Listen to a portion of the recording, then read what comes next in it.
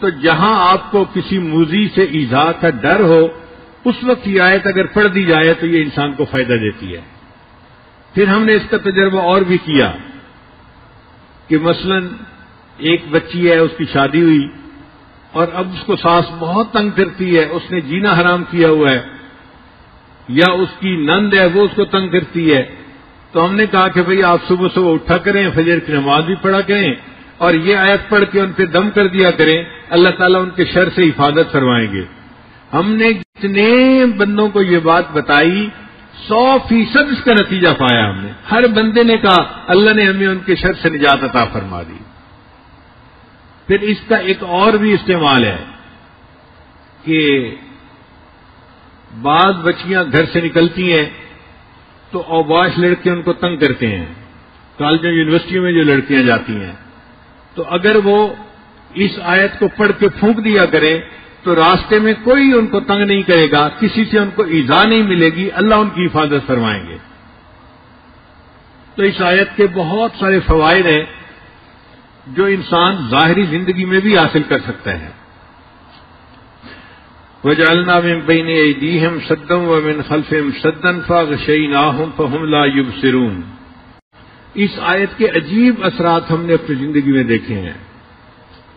اگر آدمی کسی بھی مضر چیز سے بچنا چاہے اس آیت کو پڑھ لے، اللہ تعالیٰ حفاظت فرما دیتے ہیں۔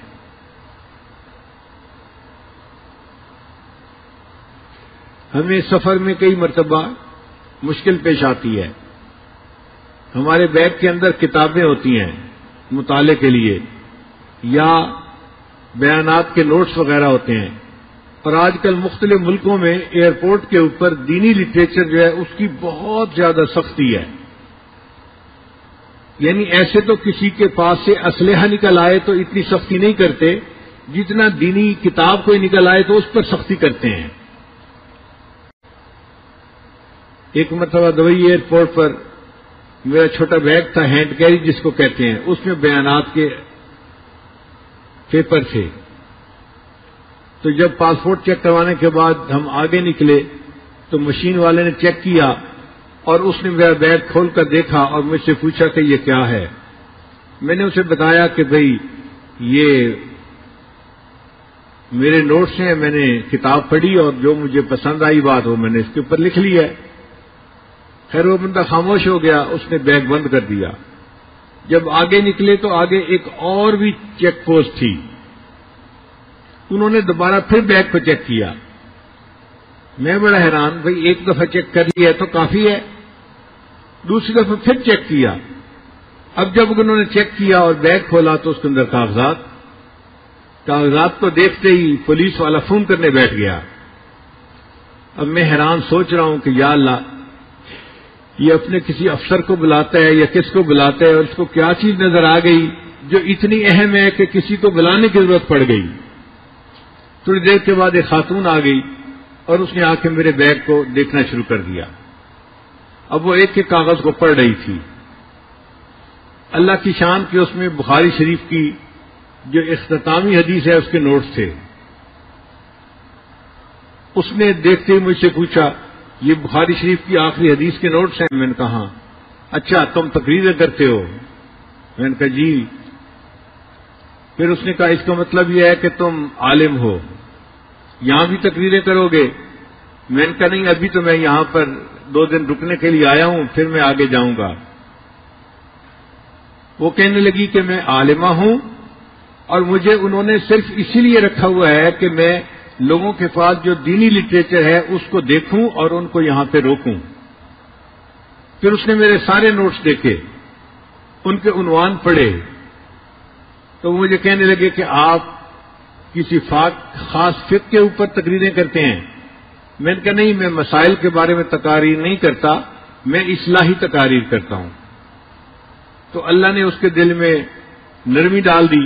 وہ مجھے کہنے لگی کہ آپ اپنے بیگ کے اندر کاغذات نہ لے کے چلا کریں، آپ کو کسی دن ایئرپورٹ پہ روک لیا جائے گا اور آپ کو جو ہے مشکل میں پڑ جائیں گے آپ۔